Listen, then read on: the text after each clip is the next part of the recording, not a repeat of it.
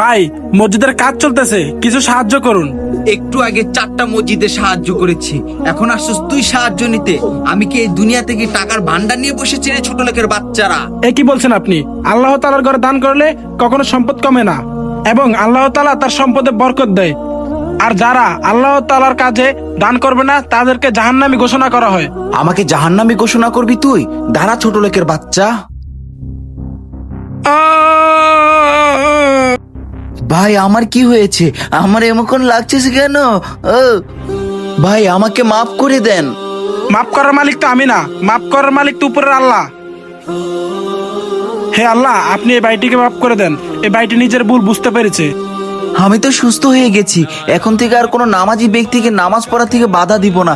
আর আমি 5 ওয়াক্ত নামাজ পড়বো। আল্লাহ তুমি আমাকে মাফ করে দিও। আল্লাহ ভাই, তুমি আমাকে মাফ করে দিও। আল্লাহর কাছে মাপ চান। আল্লাহকে ভালোবাসলে কমেন্টে আল্লাহ লিখুন এবং চ্যানেলটি সাবস্ক্রাইব করুন।